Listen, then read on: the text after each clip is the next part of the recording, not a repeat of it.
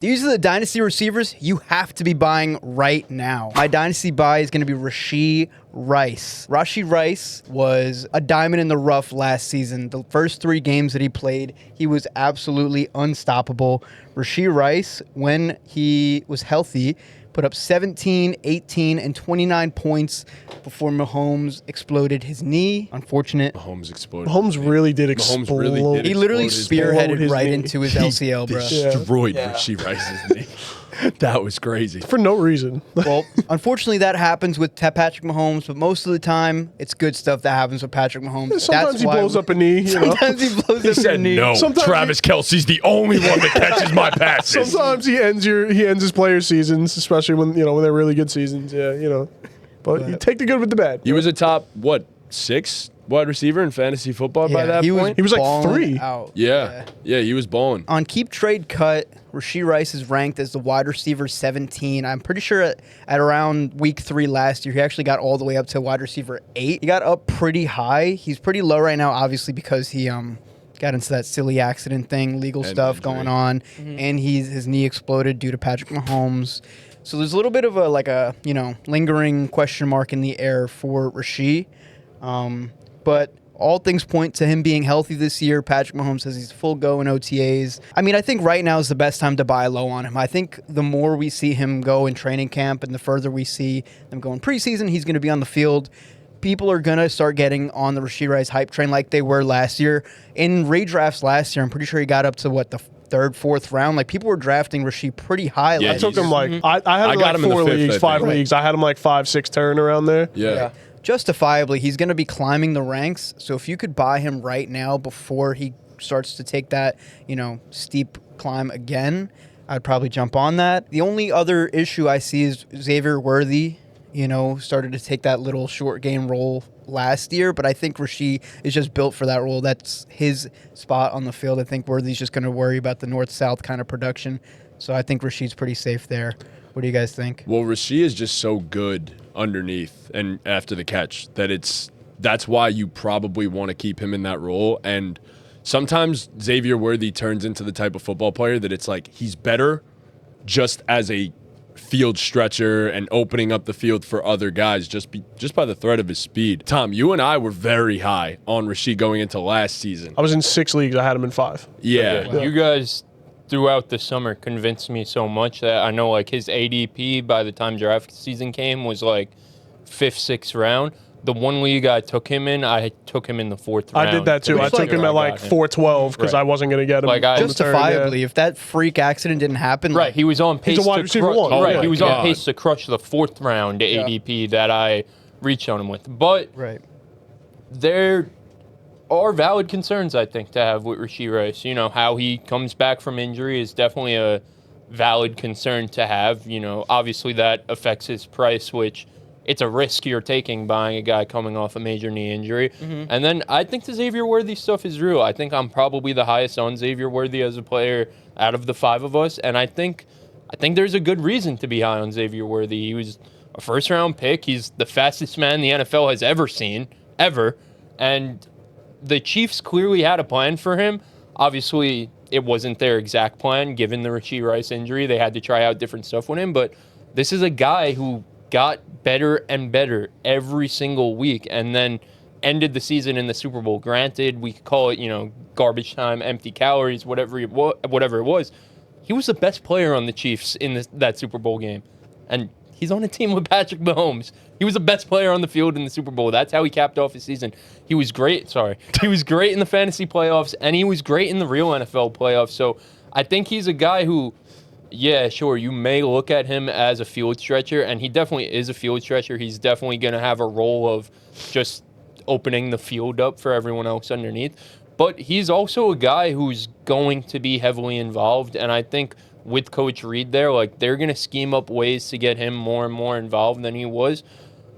But that should maybe help Rashee. It's 2 sides of the spectrum. Could that take away from Rashee Rice? Sure. But could it also help him by opening the field up underneath even more and more? So it's I get it, but I also have some pushback. And to me, I feel like Rashee Rice is kind of properly rated, if that makes sense. So, I wouldn't go out of my way to buy him at his current price, if that makes sense. I think he's personally, if he is healthy, he is guaranteed to increase in value.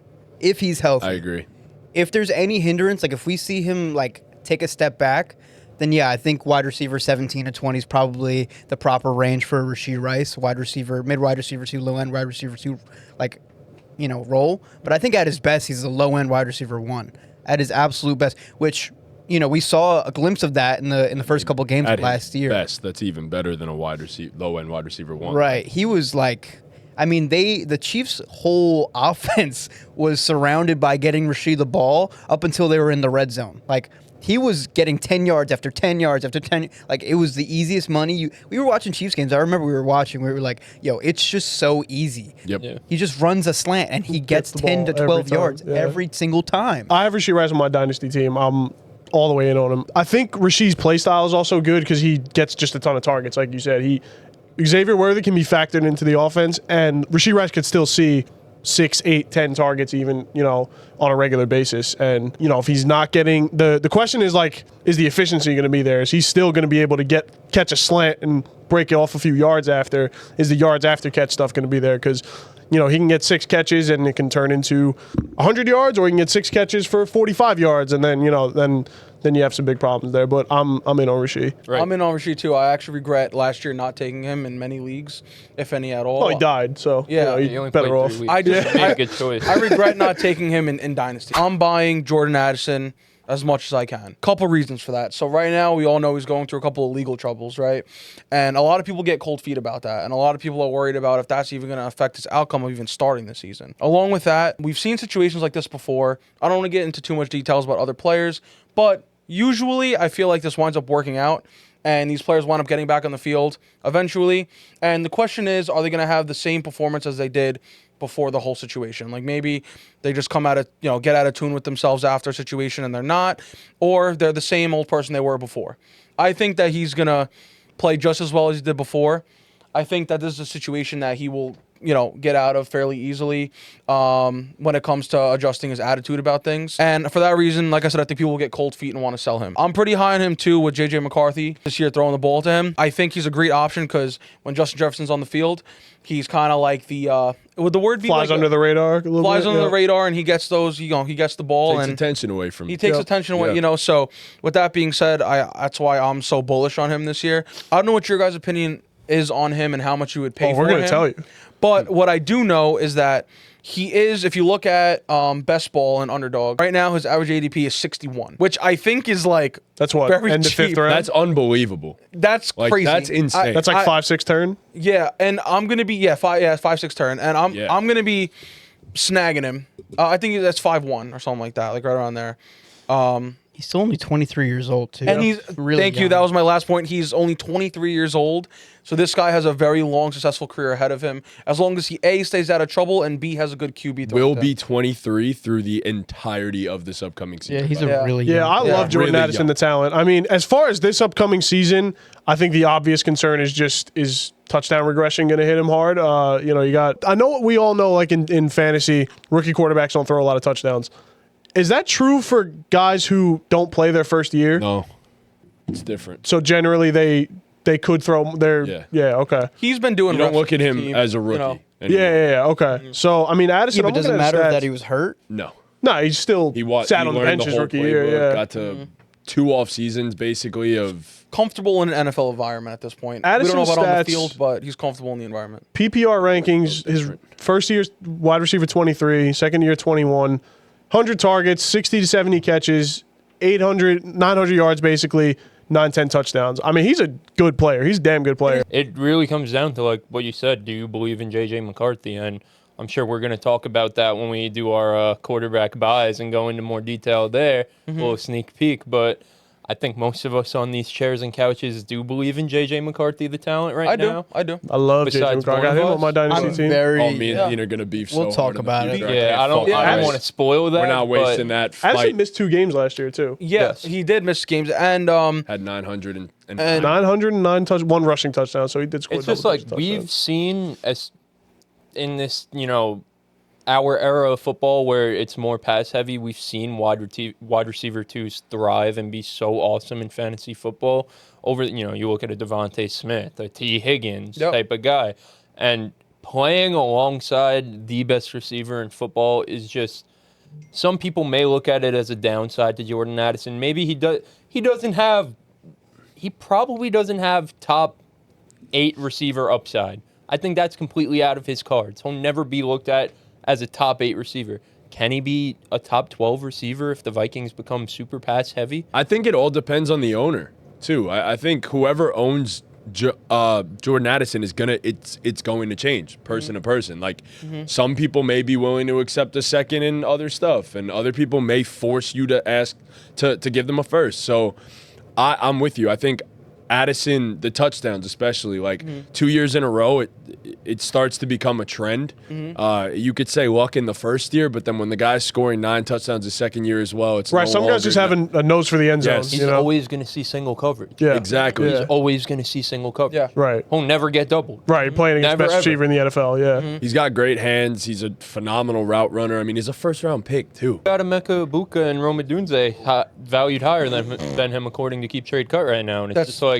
So granted, those guys have great draft capital, first-round picks as well, but so does Jordan Addison. They don't have the production that Jordan Addison has. Jordan Addison has 19 career NFL touchdowns. So 2,000 yards. And some people are always looking past, like you were saying, like a wide receiver 2. Like, oh, it's the wide receiver 2. Let's look for the wide receiver 1s, the superstars. In my opinion, he played like a superstar last year. He had his superstar games. He had his superstar moments.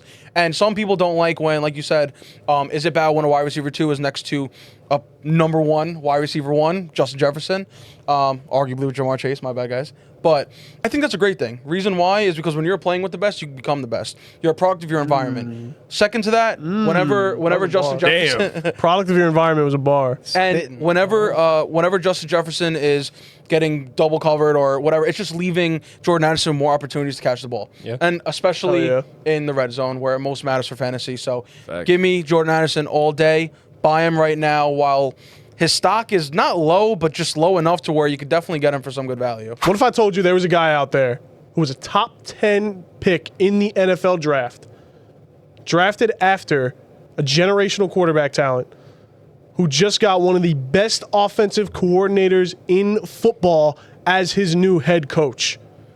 I am, of course, talking about Rome Odunze of the Chicago Bears. This is a guy who was the 9th pick in the draft, as I said. 6'3", 212, ran a 4.45 40-yard dash. He has all the makings of a wide receiver 1 in the NFL. One of the best things you can bet on in fantasy football is year 2 wide receivers. They have a tremendous hit rate at an insane college production. Now, the drawbacks of Rome Odunze is the biggest drawback is the competition. So I personally think at that point you just ask yourself the talent question. Is Rome talented enough to be the number 1 target in this offense? I think it's in the range of outcomes. I really do. The number 2, I think he has a strong case for the number 2 target in this offense. I know they drafted Luther Burden, but like I said, I just think Rome's a better player, especially this season. He's just a much better player. He had insane draft capital himself, and they drafted Colston Loveland. But again, I'm not worried about a tight end taken away from a true dog of a wide receiver. He's got Caleb Williams. They revamped the offensive line. Caleb's going to be under way better protection than he was last season. Ben Johnson's got a shiny new toy in Rome Odunze, and he's going to figure out all sorts of fun, creative ways to use him. It all depends on how you view the talent, because you're going off of a horrible offense from last year with legitimately nothing good that came out of it. You said it, he's a top 10 pick, and I think he's one of the best buys right now because of the fact that you can't get a guy like this for any cheaper than you probably can right now. What's the price? I don't know, but I think he's a good talent. I think there's all the makings of a wide receiver 1. He has the build, but it all depends on how you view him. And his value's going to stick for quite a while, a top 10 receiver pick. I mean, he's going to get opportunities in his offense. They're not going to move on from him unless he's an absolute catastrophe disaster, which I don't really see happening with him. So, if anybody's undervaluing him right now, Keep Trade Cut has him at wide receiver 20. I mean, I think that's amazing value to go snag Rome Odunze at 23 years old. I mean, this is, the title of this video I decided is buy these receivers in Dynasty before it's too late. This is who it specifically applies to, because this is, before the season starts, it's the last chance. Yep. The last chance some would say. But no, I mean, if Rome is going to separate himself from the pack, it'll be with this pack where it's so many guys and it's an unknown. If he could separate himself from this group of guys, DJ Moore, Luther Burden, top 10 pick Colson Loveland, am I forgetting anyone? No. Cole Kmet. Cole Kmet is another one. DeAndre Swift out of the backfield. Just so many guys there. If he could establish himself as the number one here, then he's the number one for the next 10 years. Right. You know what I mean? If he separates himself and has a top 10 wide receiver year in fantasy, then he probably inserts himself right back into that Malik, Brian Thomas, Marvin Harrison tier. Yeah. Right back in there. I think he has a great coach behind him right now. I think he's going to have that second season breakout, He got out the jitters. Now it's time to rock and roll. If you do, look at his average fantasy points, it doesn't look pretty. It doesn't. No. But what we do see is a decent amount. Well, not a decent amount, but 20-plus point fantasy scoring games, which shows a lot of potential. Showed the flashes. Yeah, some players, they just never see that the whole season. This guy has showed that in his first year of being in the NFL, and that's always a positive sign for a high ceiling with any player, especially somebody as new as him. With that being said, I'll leave off with this. Sully brings up a great point. His yards per carry are Per catch, but yeah. per catch is ridiculously high, or higher than I would ever ask of a player. If you look at all his games, there's only 4 games out of 18 that he played that his average yards per catch weren't in the double digits. 4 out of 18 games. So he's making big plays. Right. So let me word it this way: 14 out of 18 games, his yards per catch were in the double digits, 10 plus.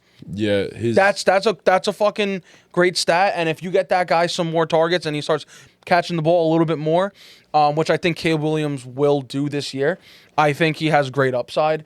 And the best part about it is so many people are going to probably be willing to sell him for not cheap, but cheap enough to where it's yeah, I could afford that. way You know less what I mean? than they probably drafted him for. So I traded him for DK, a third and a second. It was DK a third and a second for Rome and 2/3. The best wide receiver buy in Dynasty football right now is Garrett Wilson. He's valued on Keep Trade Cut as wide receiver 13, and he has all the makings of a top 5 Dynasty wide receiver. He has the youth. He has the opportunity ahead of him. And he has the skill set. That's the biggest thing with Garrett Wilson. I have a bunch of stats written down, but I just want to take a minute to praise the film of Garrett Wilson. I don't know what YouTube's limits are. I wish I could put some film in these videos. I probably can't, so I won't. But I was watching some Garrett film. I texted you about it when I was watching, when I decided he was my guy. Bro. He is shifty, dude. He is insane, dude. He is insane. He moves just differently than everyone else on the field. I was watching a highlight tape, so obviously it's going to be all good plays. Yeah. But it was You can still see the perfection in three the highlight straight tape, plays. It was one versus the Patriots, cooked Gonzo in the red zone. One versus the Broncos. These are all back to back to back. Cooked PS2 on a go ball, and then another one cooked Jalen Ramsey on the very next one. He's a guy who's gonna see the number one corner every game. We know that, but he's capable of beating these number one shutdown corners. His release package at the line of scrimmage is up there with the best in the league. The way he's twitchy, but he's twitchy off the rip. He doesn't need to run to get his speed. He could change direction literally just standing there faster than anyone in the league. Yeah. And then he's a guy who you look at him as a small guy, he played hard over height, man. I mean, we saw it firsthand. I was just going to bring that up, bro. That was... I was going to say, he's also got hands. That was the biggest thing. He has fucking hands. That was the coolest thing I've ever seen in my life. Dude. Right. He could reach for that ball. Even if it's over here. Hey, I got it. Yes. His film is insane. And then you look at just his stats across his career. I mean, he's a target hog. And then you look at this Jets offense. He might get up to 170. Shit. Might get 200. He might get up to 180, 190. Throwing the ball. That's the thing with Garrett Wilson is the opportunity is the sky is the limit. And he was on pace for it last year until they messed everything up by bringing in a guy who sadly is going to be named in this video, but a guy who I don't want to name because he ruined everything for my boy Garrett Wilson. I actually went and traded for Garrett Wilson in our Dynasty League, thinking that this guy would make things better for him. He didn't.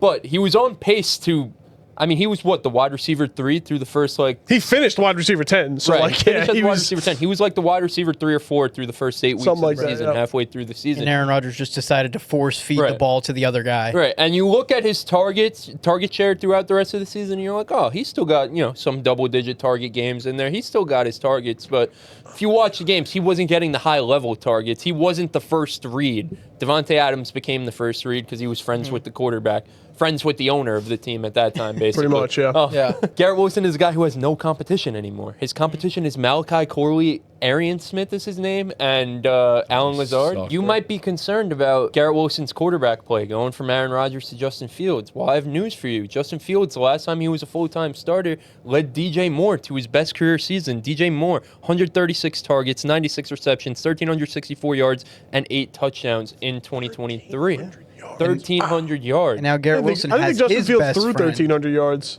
Right, and again, we all know this is a guy who has a connection with Garrett Wilson. They were boys in college. Justin Fields? Yes. My bad, yeah. Yes, Justin Fields was thrown to Garrett Wilson in college, which led to Garrett Wilson being a first-round top 10 NFL draft pick. He was So number wholesome. 10. Due to playing with Justin Fields. So Yeah. I think the sky's the limit, one for that duo, but the sky's the limit for Garrett Wilson because I think what we've seen over these past 3 years is essentially his floor. I think 150 targets, about 1,100 yards, and this year he had 7 touchdowns. That was his career high. But 5 to 7 touchdowns, that's his floor. That's just because the Jets' offense has been that bad. Right. That's his floor, though. If he's a guy who could easily get up to 1,500 yards. He's a guy who, like we said, could see 180-plus targets. He could easily lead the NFL in targets, just given based on the situation. And he's a guy who, again, the film says he's good enough to be that guy. Absolutely. Watching him says he's good enough to be valued as a top 5 Dynasty wide receiver. So I trust in the situation, I trust in the opportunity, and I trust in the player. So I'm going to get Garrett Wilson everywhere I can, hoping he could become a top 7-ish Dynasty wide receiver. So back end top 10, I have complete faith in. My only concerns about like top 5 is just the quality of the Jets offense. Like the touchdown numbers, just what are they? 4, 3, and 7 in his 3 years. 7's all right, but those got to go up no matter who you are. You want to be a top 5 guy, you got to hit double-digit touchdowns sooner or later. But nothing to do with Garrett Wilson. It's just, they got another defensive head coach. They've got Justin Fields at quarterback. So that would be my only concern as far as the top 5 stuff. But if you're trading for him as just a wide receiver 1, go right ahead. Yeah, he's an absolute beast. He's going to get 1 million targets, and he'll hit 1,200 yards pretty easily, I think, with Justin Fields. So before I let the Jets fans go and glaze him, as they should, because Garrett's unbelievable. Yep. I have, as you just said, I have nothing against the player Garrett Wilson. Literally nothing. Yeah. Are we sure the Jets are different? Are we 100% sure about that? We never And know if we're sure about that. Are we though. sure that those 180 targets are going to be any different than the 170 he was getting from Zach Wilson? Yes. I'm not sure about that, I have to be much more quite honest. faith in with Justin you. Fields than You're Zach not Wilson. sure. in that. You're not sure Justin Fields is better Here than we Zach go. Wilson. They ain't too far, brother. Here we go. They ain't too far. Whether you like to admit it or pretty not, far. they are No. not too far. They're pretty far. No, they're pretty far, man. No, not. Justin Fields still can't read a defense, but it's okay. He doesn't Zach- have to Zach- read. he doesn't have to. That Yeah. has Zach Wilson nothing to can't- do with Zach Wilson the can't Garrett read a book. Wilson argument. No. It does, because what is the quality of the targets? He is saying that he is All of going them. to. So Good, bad, medium. He gets all of So them. I regardless, agree with him. If you're in but- top 5, you need. So that's what I was You know about what to I mean? say. Like, Like, I'm not saying it's impossible for him to move up from 13. I still get that. He's going to be 25 this entire season. That's cool. Starting next year, he will be 26. I'm saying if you think he's going to jump in the top 5 or top 7, that is a high bar, and that requires a season of 1,400 and probably 9 or 10. Because that would have to let us know that, okay, this guy is on the level of a Jamar Chase, a Justin Jefferson, and guys like that. So it's levels to this. Like, I think he could be top 10, and you could argue, depending on the person, he probably is a top 10 Dynasty wide receiver. But the cost outweighs the potential for me. That's where I'm at, because there's still so many problems. You said a defensive head coach, and it's still the Jets. It's still the Jets. It's always going to be the Jets. So yeah. I think 1,409 is in the cards with the Jets being ass. I would agree. Because you get rid of Davante Adams, and he's still like those targets probably go to him. This is a guy who he's been in the league 3 years. He's gotten better all 3 years in the league. That's a fact that you just can't dispute. And he's playing with a quarterback who we've seen support a top 10 fantasy wide receiver before. And he was basically being sabotaged by Aaron Rodgers last year, basically, towards the end of the year. So he got 1,100 yards with Zach Wilson, a quarterback, and whatever mess was the year. And I'm going to bet that Justin Fields is probably better than Zach Wilson. But you know what the problem is? Like, this reminds me of another guy from the same school that spent his entire career with this similar situation. Terry McLaurin. This gives me Terry McLaurin vibes every single year because it's a guy that we all know is significantly better than the situation he's playing in. But the Jets have not changed, and they still go with a defensive head coach. And I'm not saying it's a bad hire, but what I am saying is the fact that, are we sure things are set to change? And if I'm looking at a guy that's going to be a top 7 dynasty receiver, top 8 dynasty receiver, they got to be in a good offense, and they got to be tied to a good quarterback. Those are the two most important things for me. That I agree. And he's not. And I think, neither. And I think that's part of the reason why he's a good buy is because some people are afraid of that. If you had Garrett Wilson on your team and you're thinking that, you might not necessarily want the most value while trading him. You might say, you know what, I don't really have much hope for him. So this is a little bit different than what the other guys went for. You guys all went super young on your buys. For me, if you are a contending roster and I told you have the opportunity to go out and get one of the greatest receivers to ever play football for super cheap, then you should definitely do it. Davante Adams is in one of the best situations in the entirety of the NFL with Hall of Fame quarterback Matthew Stafford, a very creative offensive mind, and Sean McVay coming from a situation that we just talked about with Garrett Wilson. He's now in one of the best ones in the NFL. I think Davante Adams still has plenty of football left. He was top 15 in ESPN's open score, which means that this dude is still running crisp routes. And what was the Rams' biggest issue last season? It was the red zone. And Davante Adams, long known for being an absolute demon in the red zone, whether it's back shoulder fades or anything else. Matthew Stafford knows how to throw that football, and I think that Davante Adams is about to have a renaissance season next to one of the wide receiver ones in the NFL, in Puka Nacua. I completely agree with everything you're saying. I just worry with Davante Adams that if you're going to get him, you're probably getting him from a good team, and like it gets tricky there if you're trying to, like, two win now teams in Dynasty can't trade with each other realistically. So if he's on a bad team, like, that guy has no choice but to basically give you whatever you're going to give him because he's got to get rid of an aging receiver. So if he's feel out, see what the manager, see where they're at and where their team's at. And yeah, absolutely. If you have the opportunity to go get Davante Adams and make a championship run, do it. He's going to be an absolute dog this year. I agree, but yeah, if we're buying Davante Adams, I'm not even going to ask what you're going to give up for him, but like, what are our expectations for Davante Adams buying him? I think like this season, what do I think he's going to do? Him for, yeah. What do I think he's going to do this season? Yeah. I still think there's a 12 or 1,310 touchdown season in there. That's a lot. It's a lot next to Puka, bro. I don't worry. Next to Garrett Wilson, he finished wide receiver 11 with 1,063 yards. He wasn't next to Garrett Wilson, though. Garrett Wilson was next to him. And by the way, yes, but that's also after missing 3 games last year. He missed 3 games last year, had 1,063. Yeah, but that was with his boyfriend throwing him the ball too, Right. But like Matt Stafford has a boyfriend. It's Puka Nacua. But he never had a receiver next to Puka like this. I'd say I'd more tailor my 15 through 20. Okay. He's also a year older. Wide receiver 15 through 20. Mm-hmm. I do think we're going to see another 2022 Davante Adams this year. The 2022 Davante Adams was throwing up numbers. You're talking a 30-point game. Four times. So 30-plus points 4 times. And I think he's in a great situation, man. I think he's rekindling with his people.